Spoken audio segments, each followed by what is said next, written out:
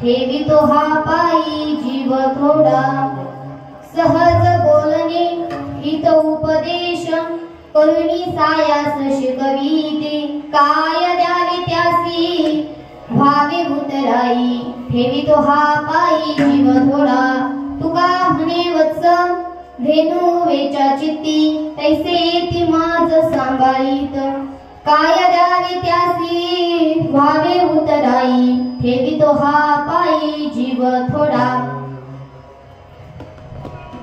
अधरम मधुरम वदनं मधुरं हसितं मधुरं नयनं मधुरं हृदयं मधुरं गमनं मधुरं मधुराधिपतेरखिलं मधुरं महायोगपीठे तटे भीमरत्यं वरं पुण्डरीकाय दातु मुनीन्द्रे समागत्य कृष्णं तमानन्दकन्दं परब्रह्मलिङ्गं भजे पाण्डुरङ्गं पाण्डुरङ्गकारो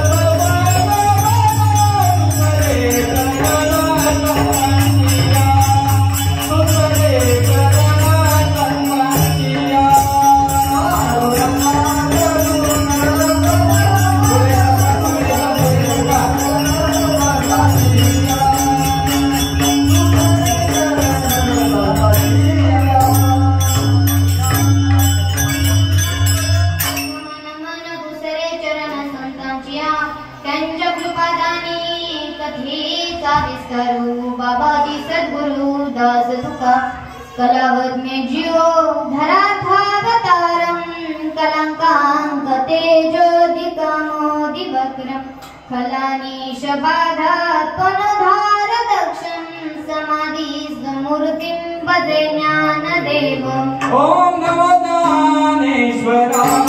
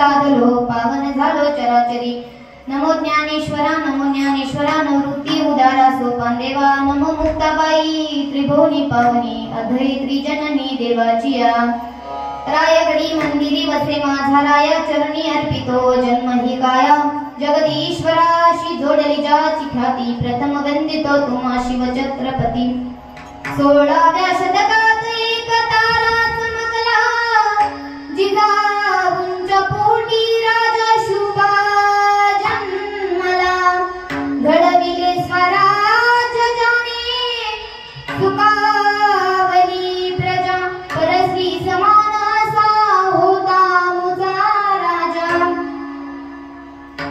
थेंब थेंब रक्ताची आठवण येते आम्हाला कधी विसरणार नाही वंदन करण्याला जे तुम्हाला विठ्ठल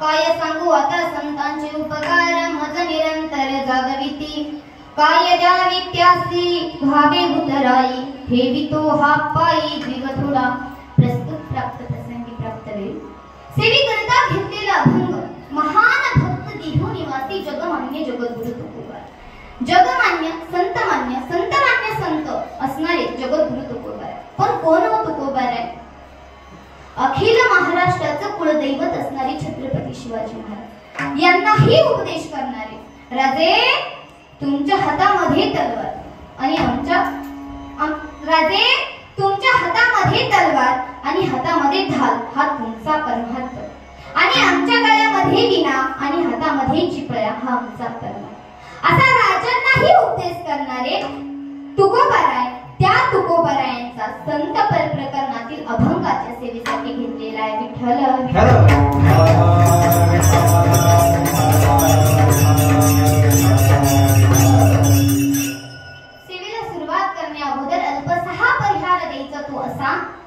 की आज पुण्य पावन भूमीमध्ये मोहशी ह्या गावामध्ये आदरणीय गुरुवर्य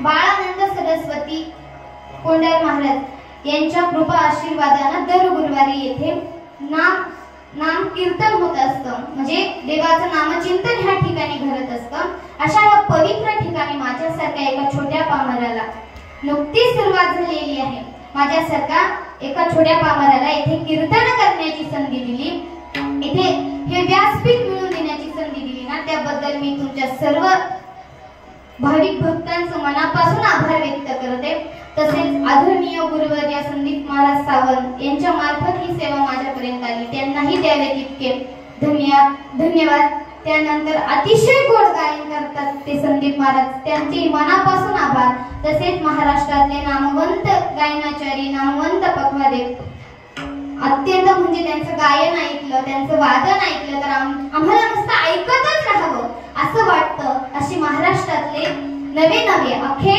महाराष्ट्राला त्यांचं गायन त्यांचं वादन प्रिय असणारे सर्व गायक वादक त्यांनाही मनापासून धन्यवाद तसेच आज या ठिकाणी असणारे सर्व भजनी मंडळी टाळकरी विनेकरी मावशी आणि तुम्ही उपस्थित असणारे भाविक भक्त सर्वांच्याही चरणावर नतमस्तक होते आणि सेवेला सुरुवात करते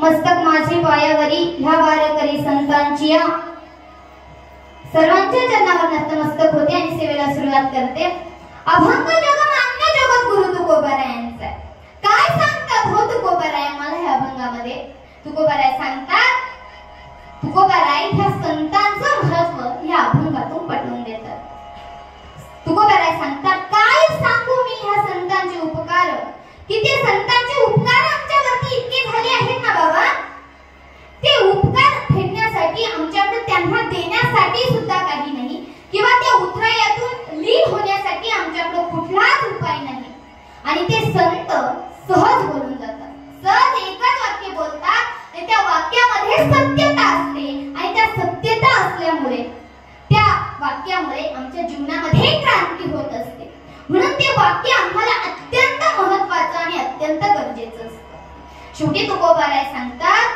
की पण ते संत आम्हाला इतका जीव लावतात ना इतका जीव लावतात एखादी गाय शेतामध्ये चरायला गेलेली असते, तर तिचं वासरू हे घरामध्ये गोठ्यामध्ये असतं. आणि ज्या वेळेस त्या बाळाला, त्या वासराला त्या आईची आठवण येते, तशी ते वासरू हंबरडा पडतं आणि त्या वासराच्या ओढीनं ती गाई जशी सुसाट वेगाने पळत येते ना, तसे संत आमच्यासाठी महत्वाचे आहे. संत तसे आम्हाला त्या पद्धतीमध्ये आम्हाला सांभाळत असतात. म्हणून त्या संतांचे आमच्यावरती इतके उपकार आहेत की त्या उपकारातून लीन होण्यासाठी आम्हाला त्यांना देण्यासाठी सुद्धा काही नाही. काय जाय त्यासी भागे उतराई, ठेवितो हा पायी जीव थोडा. त्यांच्या पायावरती जीव जरी ठेवला ना तरी ते कमीच आहे, हे असे तुकोबराय ह्या अभंगामध्ये वर्णन करतात. विठ्ठल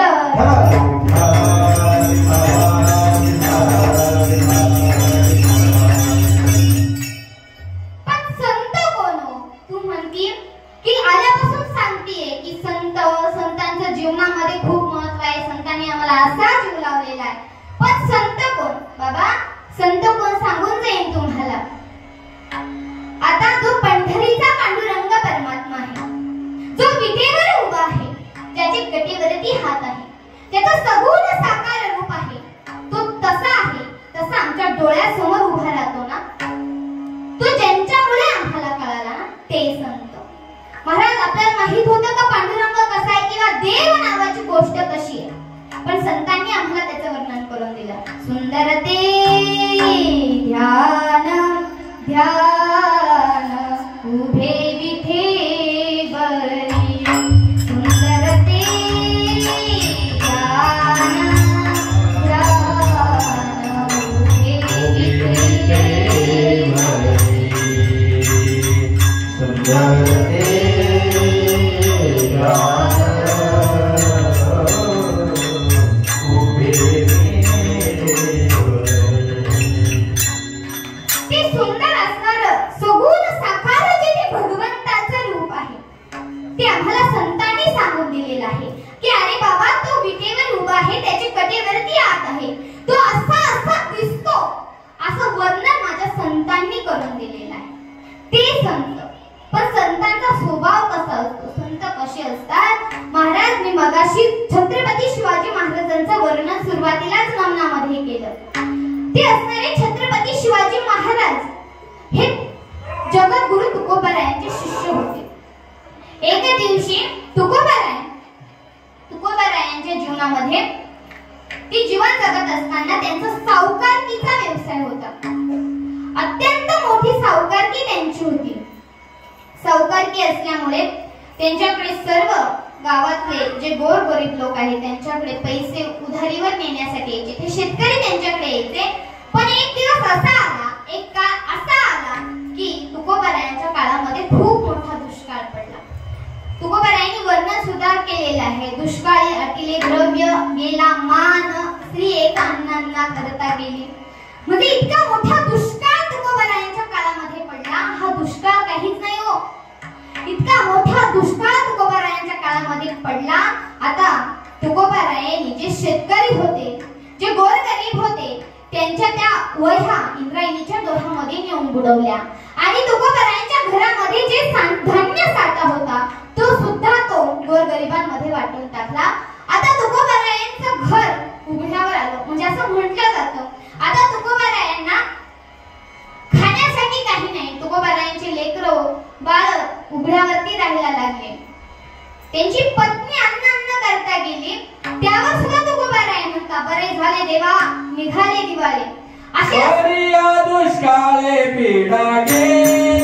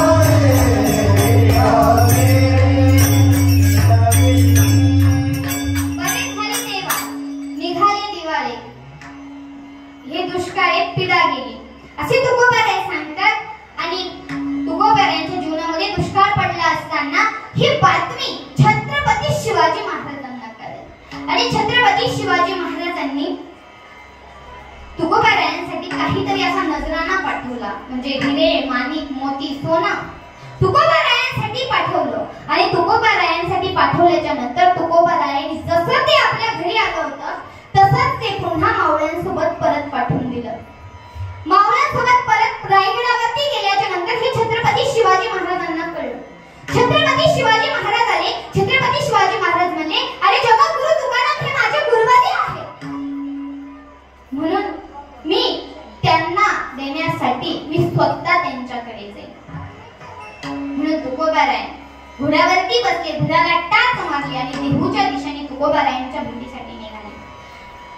तर छत्रपती शिवाजी महाराज तुकोबारायांच्या भेटीसाठी आले. इंद्रायणीच्या दोहापर्यंत तुकोबाराय होते. तर एक व्यक्ती देवाचं नामचिंतन करत त्या ठिकाणी मग्न झालेला होता, त्या ठिकाणी बसलेला होता. तर छत्रपती शिवाजी महाराजांचा मावळा आला आणि त्या माणसाला म्हणाला, बाबा इथे तुकाराम महाराजांचं घर कुठे आहे? ते खूप मोठे संत आहे असं ऐकलंय. तर तुकोबाराय म्हणतात, अरे तो संत कसला? उग लोकांनी त्याला संत अशी पदवी दिली, पण तो त्याच्यातच भारावून गेला, म्हणून तर तो देवाच्या नामचिंतनात कुठेतरी कमी पडला. एरवही त्याला देव भेटला असता तो तुका संत म्हणता तुम्हाला. तेवढ्या छत्रपती शिवाजी महाराजांनी घोड्यावरून खाली उतरले आणि त्या माणसाच्या, त्या व्यक्तीच्या पायावरती डोकं ठेवलं. तर तो मावळा महाराजांना म्हणतो, महाराज तुम्ही त्या व्यक्तीच्या पाया पडलात. त्यावेळी छत्रपती शिवाजी महाराज असं म्हणतात, बाबा की अरे त्या तुकोबारायांसारखं इतकं निखळ त्यांचं वर्णन तुकोबाराय सोडून दुसरं कोण करू शकतो? हेच तुकोबाराय. त्यावेळेस तुकोबारायांनी सांगितलं की छत्रपती शिवाजी महाराज आहेत, स्वराज्य तुम्हाला निर्माण करायचं आहे. महाराज असं म्हटलं जातं की ज्या ज्या ठिकाणी रायगडाच्या परिसरामध्ये छत्रपती तुकोबारायांचं कीर्तन असेल ना, त्या ठिकाणी छत्रपती शिवाजी महाराज स्वतः समोर आसन टाकून बसायचे. इतकं जवळचं नातं कीर्तनाचं आणि छत्रपती शिवाजी महाराजांचं आहे. म्हणजे असं म्हटलं जातं की बरेच लोक म्हणतात छत्रपती शिवाजी महाराज ही कीर्तनात सांगायची गोष्ट आहे का? छत्रपती शिवाजी महाराज हे देव आहेत का? मान्य आहे मला की छत्रपती शिवाजी महाराज देव नाही आहेत. छत्रपती शिवाजी महाराज देव नाही आहे, हे आहेत की नाही हे मलाही माहित नाही. पण जे काही देव आहेत ना ते छत्रपती शिवाजी महाराजांमुळे आहे. आज ह्या ठिकाणी आपल्याला कीर्तन सेवा करायची म्हटलं तरी आपल्याला त्यांच्याकडून परवानगी घ्यावी लागली असते. महाराज हम संकीर्तन करना चाहते हैं, क्या आपकी आज्ञा हो तो हम कर सकते हैं, अशी आज्ञा घ्यावी लागली असते, मग आपल्याला कीर्तन करावं लागलं असतं. त्यामुळे छत्रपती शिवाजी महाराजांनी त्यांचं इतकं कर्तृत्व महान आहे की त्यामुळे आमची गाभाऱ्यातला देव, आमच्या मंदिरातला देव सुखरूप आहे, आमच्या मंदिरावरचा कळसही सुखरूप आहे. आणि आज आमच्या महाराष्ट्रातल्या माता माऊल्याही छत्रपती शिवाजी महाराजांमुळे सुखरूप आहे. आज राजे नसते तर इतका मोठा अनर्थ आपल्याला बघायला मिळाला असता. म्हणजे तुकोबाराय म्हणजे असं म्हटलं जातं महाराज की ज्या ज्या वेळेस छत्रपती शिवाजी महाराज युद्ध करायचे किंवा त्यांच्या लढाया व्हायच्या, प्रत्येक इतिहासामध्ये जेवढ्या लढाया झाल्या त्या प्रत्येक इतिहासामध्ये अशी नोंद आहे की छत्रपती शिवाजी महाराजांचं सैन्य कमी आणि त्यांचे जे दुश्मन होते त्यांचं सैन्य हे जास्त असायचं. दरवेळेस लढाईच्या वेळेस असंच असायचं की छत्रपती शिवाजी महाराजांचं सैन्य कमी आणि दुश्मनांचं सैन्य जास्त, असं नेहमी असायचं. पण दरवेळेस छत्रपती शिवाजी महाराजांचं सैन्य का जिंकायचं? तर ऐका, तर छत्रपती शिवाजी महाराजांचं सैन्य हे फक्त पोटासाठीच लढत नव्हतं बाबा. माझे जगद्गुरु तुकोबाराय कीर्तनाच्या माध्यमातून ह्या स्वराज्य निर्माण व्हावे ही उमेद त्या कीर्तनामध्ये आलेल्या तरुणांच्या मनावरती पेरली जात होती. म्हणजे लढाया झाल्याच्या नंतर बरेच मावळे मरायचे आणि पुन्हा लढाईसाठी पुन्हा दुसरे मावळे यायचे. कुठून? तर आमचे तुकोबाराय कीर्तनातून उपदेश करायचे आणि कीर्तनामध्ये तुकोबाराय छत्रपती शिवाजी महाराजांवरती अभंगही लिहितात. शिव तुझे नाव ठेविले पवित्र छत्रपती सूत्र विश्वाची. ते छत्रपती शिवाजी महाराजांबद्दल इतकं आपुलकी तिचं नातं हे वारकरी संप्रदायाचं आहे. मी सांगत काय होते की छत्रपती शिवाजी महाराज तुकोबारायांना भेटायला आले. तुकोबाराय शिवाजी महाराजांना भेटतात आणि शिवाजी महाराज तुकोबारायांना म्हणतात, महाराज मी तुमच्यासाठी नजराणा पाठवला होता, तुम्ही आल्या पावली पुन्हा तसाच पाठवला, असं का तुकोबाराय?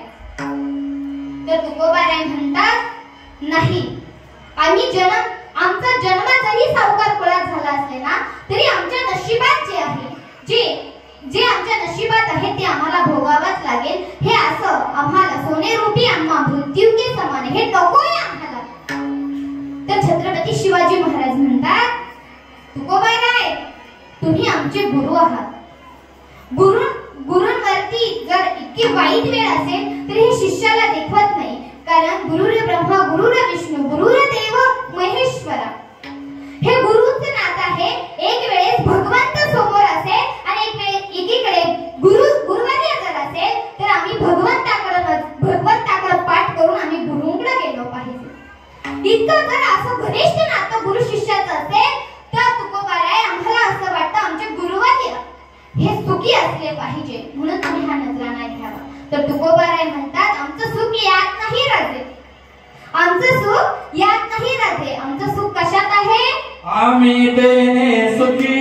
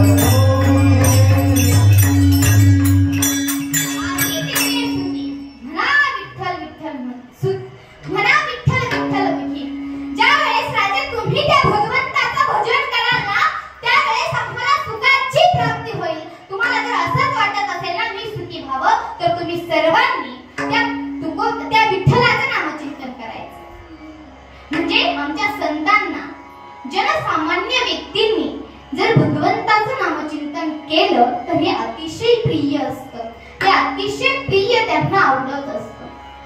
पण त्यांना का आवडतं, का साधू संतांना आवडतं की जनसामान्य लोकांनी त्या भगवंताचंच नामचिंतन करावं? कारण की का हा आपल्याला नरदेह मिळाला ना, तर ह्या नरदेहाचं सार्थक ही त्या भगवंताच्या नामचिंतनामध्येच आहे.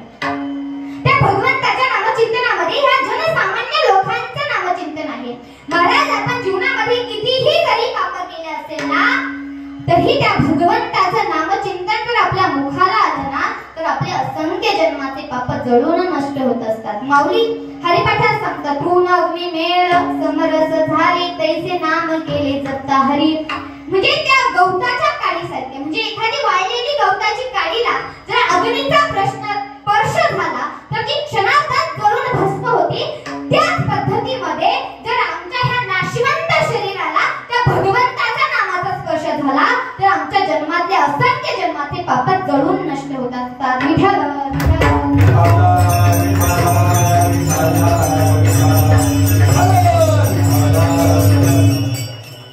इतका मोठा नामाचा महत्व आहे. माझ्या साधू संतांनाही असंच वाटतं की ह्या जनसामान्यांचा उद्धार व्हावा, म्हणून उद्धार होण्यासाठी संत आमच्यावरती प्रेम करत असतात. तेच महाराज अभंगाच्या प्रथम चरणात सांगतात की आमच्यावरती संतांचे उपकार किती आहेत. काय सांगू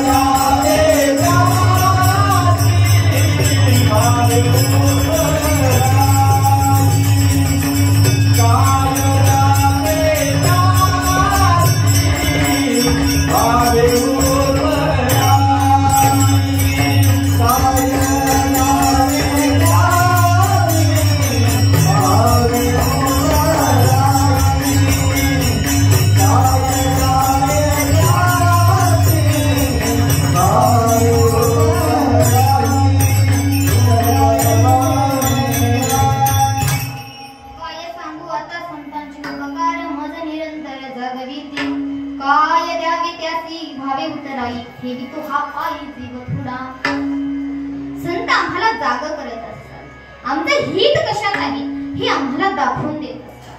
हे इतका मोठा संतांचा आमच्यावरती उपकार आहे, इतका मोठा उपकार संतांचा आमच्यावरती आहे की आम्हाला ह्या विश्वामध्ये जगायचं कसं हे आम्हाला आयुष्य भेटलंय ना, तर हे कसं जगावं हे संत आम्हाला सांगतात, उपदेश करतात. म्हणजे संत आम्हाला प्रत्येक ठिकाणी सांगतात, आम्हाला जागा करतात. सांगतो तुम्हासी भजारे विठ्ठला नाही तरी गेला जन्म वाया. आता जगा रे भाई नो जागा, आता जगा रे भाई नो जागा, आता जगा रे भाई नो जागा, आता जगा रे भाई नो जागा.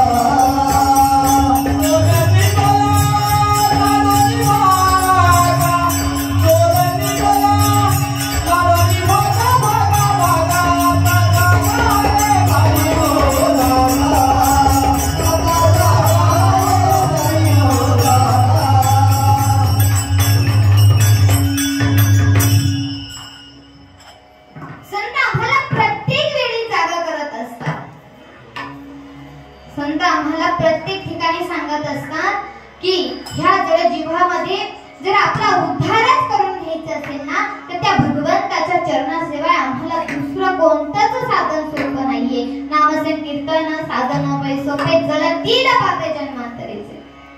त्याच्यासाठी कोणतं साह्यच करण्याची गरज नाही. न लगती साह्यास भावे मनांतरा सगळे येतो घरा नारायण. आणि एकाच ठिकाणी बसून जरी भगवंताचं नामचिंतन केलं तरी आम्हाला तो भगवंताची प्राप्ती होत असते. ठाईचं बैसणी करा एक चित्त आवडी अनंत बाबा.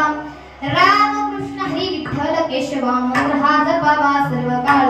या विना अनेक अस्तापै साधन वाहात असे आन विठोबाचे. तुकोबाराय सांगतात याशिवाय दुसरं कोणतंच साधन सोपं नाही. तुकोबाराय त्या भगवंताची शपथ घेतात, कारण की तुकोबारायांना सर्वात प्रिय कोण असणारे तो भगवान पांडुरंग परमात्मा. महाराज शपथ ही त्याच व्यक्तीची घेतली जाते, तो आपल्याला जीवापेक्षा जास्त प्रिय असतो. तर आमच्या तुकोबारायांना सर्वात प्रिय कोण आहे तर तो भगवान पांडुरंग परमात्मा. आमच्या तुकोबारायांना सर्वात प्रिय आहे की तुझी आन वाहेलानी देवराया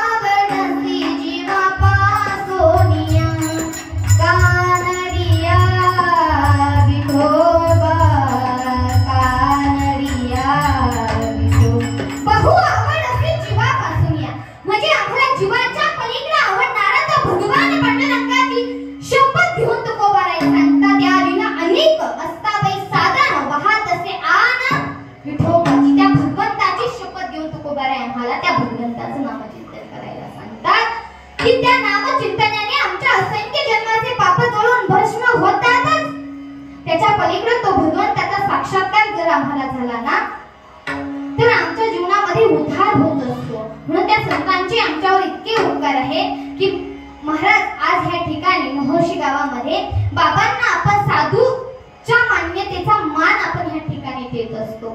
साधू सारखं किंवा संतांसारखं संतांचे पूजन ह्या प्रमाणे आम्ही त्या बाबांचे पूजनीय असतो. ते बाबा हजारो आजारावरती उपचार आमच्यावरती करत असतात. महाराज आपल्याला हा नरदेह मिळालाय, ह्या नरदेहाचं महत्व बाबांना आहे. म्हणून ते बाबा ह्या नरदेहावरती जे आजार होतात ना, त्या आजारावरती अनेक प्रकारचे ह्याच ठिकाणी निसर्गरम्य वातावरणामध्ये जे वनस्पती आहेत त्या वनस्पतींपासून आयुर्वेदिक औषध बनवतात. आयुर्वेदिक औषध बनवतात आणि त्या पद्धतीमधून अनेक आजारांचा उपचार बाबा ह्याच ठिकाणी करतात. कारण की हा नरदेह आपल्याला सहजासहजी प्राप्त झालाय का? नाही. त्याच्यासाठी 84 लक्ष योनी कोटी कोटी फेरा मनुष्य देह वारा मग लागेल. 84 लक्ष योनी कोटी फेरा आपल्याला करावा लागतो, त्यावेळेस हा मनुष्य देह प्राप्त होत असतो. म्हणून बाबा ह्या शरीरावरती जे आजार होतात त्याच्यावरती अनेक प्रकारचे औषध तयार करतात आणि त्यापासून अनेक आजारांपासून अनेक रोगांपासून आपल्याला मुक्ती मिळवून देतात. म्हणून ते बाबा आपल्याला संतांच्या प्रमाणावर आहे. त्या संतांचे आमच्यावरती उपकार इतके आहे की त्या संतांवरती आम्ही आमचा जीव जरी गहाण ठेवला ना तरी त्या उत्तरायातून आम्ही लीन होणार नाही. तेच महाराज अभंगाच्या दुसऱ्या चरणात काय द्यावे त्यासी भावे मोदक काही काय द्यावे त्यासी भावे मोदक काही काय द्यावे त्यासी भावे मोदक काही काय द्यावे त्यासी भावे मोदक काही काय द्यावे त्यासी भावे मोदक काही काय द्यावे त्यासी भावे मोदक काही काय द्यावे त्यासी भावे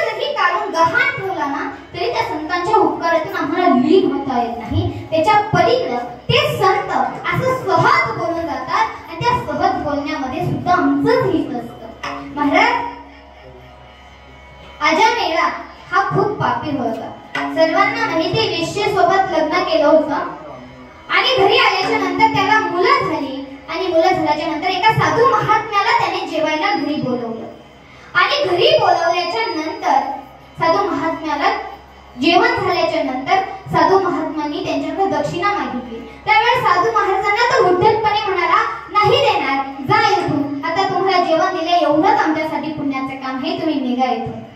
त्यावेळेस साधू महाराज म्हणा, ठीक आहे मी जाणार आहे, पण जाताना एकच सांगतो, तुला मुलगा होणार आहे ना, त्या मुलाचं नाव तू हे नारायण असं ठेव. साधू महात्मा तिथून निघून जातात. साधू महात्मा तिथून निघून गेल्याच्या नंतर आजामेळाला मुलगा होतो आणि मुलगा झाल्याच्या नंतर तो म्हणतो, साधू महाराजांनी सांगितलं होतं ना नारायण नाव ठेवा नारायण. सहज नारायण नाव ठेवलं. मरतानी त्या मुलावरती त्या आजामेळाचं इतकं प्रेम होतं की तो बसतानी नारायण झोपला का, नारायण उठला का, नारायण जेवला का, नारायण हे केलं का, नारायण ते केलं का, नारायण इकडे गेला का, नारायण शाळेत गेला का, नारायण हे केलं का, नारायण ते केलं का, इतकं नारायण नारायण जप करायचा. एक दिवस त्याचा मृत्यू जवळ आला आणि मृत्यू जवळ आल्याच्या नंतर शेवटी मरताना मुखामध्ये त्या भगवान पांडुरंगाचं नाव म्हणजे त्या नारायणाचं नाव त्या आजामेळाच्या मुखामध्ये आलं. काय गणिकेचा अधिकार मोठा, पाठी आधी मेळा नेला वैकुंठा. म्हणजे मरताना फक्त नारायण असं नाव त्या आजामेळाच्या मुखामध्ये आलं. म्हणजे संत आम्हाला सहज बोलून जातात आणि सहज बोलून गेल्याच्या नंतर त्या सहज बोलून गेल्याच्या नंतर आम्हाला त्या वैकुंठामध्ये म्हणजे त्या वैकुंठाची प्राप्ती आमच्या आयुष्यामध्ये होत असते. म्हणून ह्या संतांच्या वाक्यामध्ये संतांच्या शब्दामध्ये इतकी सत्यता असते. पुन्हा वाल्ह्या कोळ्या नावाचा एक गृहस्थ आहे. त्याने अत्यंत पापी जीवनामध्ये केले, सर्वांना माहिती आहे. नारायणांची भेट झाली. नारायणाने सांगितलं तू जे पाप करतो त्या पापामध्ये कोणी वाटेकरी नाहीये, मग तू हे पाप करतोस का बाबा? म्हणून तेव्हापासून त्या वाल्ह्या कोळ्यानं त्याच ठिकाणी कुऱ्हाड टाकली आणि भगवंताचं नामचिंतन सुरू केलं. मरा मरा मरा मरा मरा मरा मरा मरा. एक दिवस अजामिळाच्या मुखाला राम असं आलं आणि अखंड भगवान रामचंद्र प्रभूंचं नामचिंतन त्या अजामिळाच्या वाल्ह्या कोळ्याच्या मुखामध्ये आलं आणि त्या वाल्ह्या कोळ्याच्या भक्तीचं, त्या वाल्ह्या कोळ्याच्या नामचिंतनाचा फळ असं की वाल्ह्या कोळ्यानं रामप्रभू जन्माला यायच्या अगोदर रामायणासारखा पवित्र असा कोळ्याची कीर्ती वाढली गा.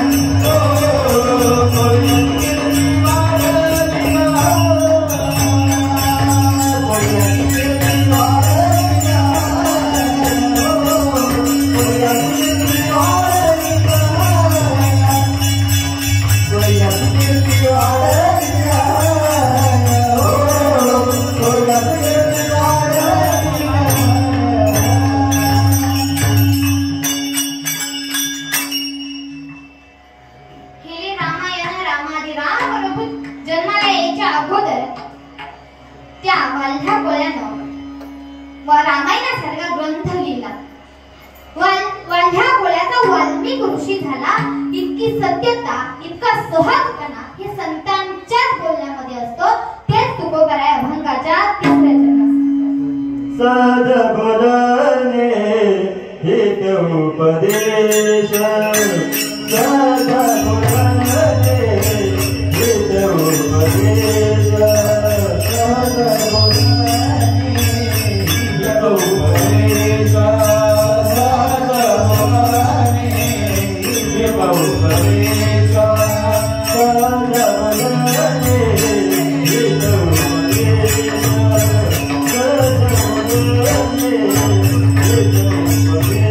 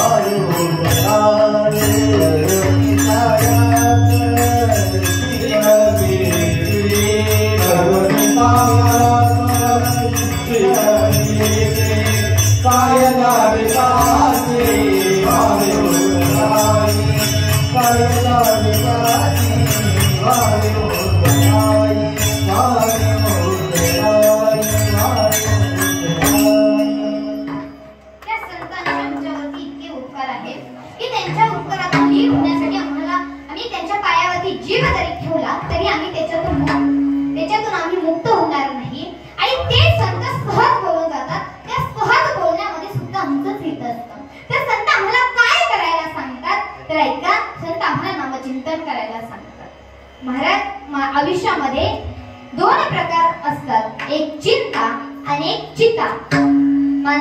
आयुष्यभर चिंता ही माणसाला जाळत असते आणि चिता ही माणसाला एकदा जाळत असते. म्हणून आयुष्यामध्ये चिंता करायची नाही आणि चिता येईपर्यंत कोणाची चिंताही करायची नाही. म्हणून सर्वांनी नामचिंतन करा, सर्वांनी हात वर करून भगवंताचे भजन करा. विठोबा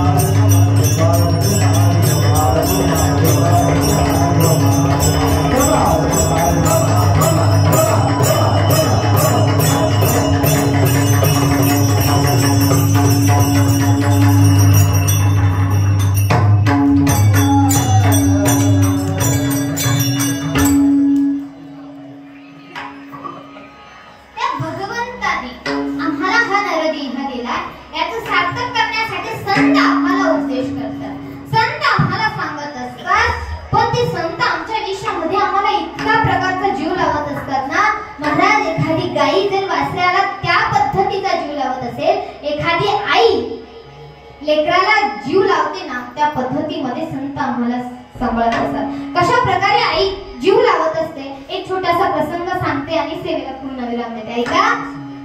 एडिसन नावाचा छोटासा मुलगा आहे. जन्मतःच बहिर असल्यामुळे मतिमंद असल्यासारखा वागायचा. ऐकायलाच येत नाही तर श्रवण काय करणार आणि श्रवणच नाही झालं तर तो समोरचा बोलतोय काय हे समजणार कसं त्याला.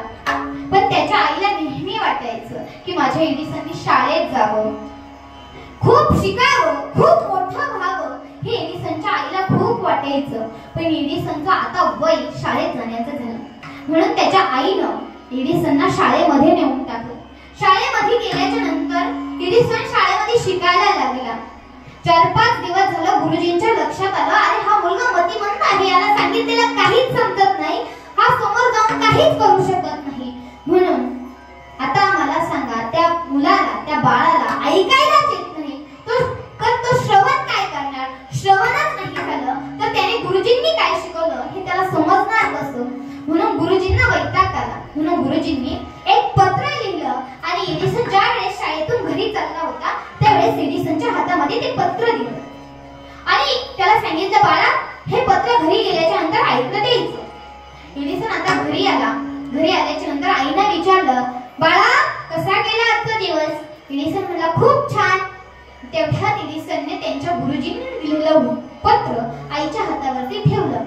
आईनं पत्र फोडलं, पत्र काढलं आणि वाचायला सुरुवात केली. पत्रामध्ये असं लिहिलं होतं की तुमचा एडिसन हा मतिमंद आहे, त्याला आम्ही शिकवलेलं काहीच समजत नाही, त्याच्यामुळे उद्यापासून तुम्ही त्याला, तुमच्या एडिसनला शाळेमध्ये पाठवू नका.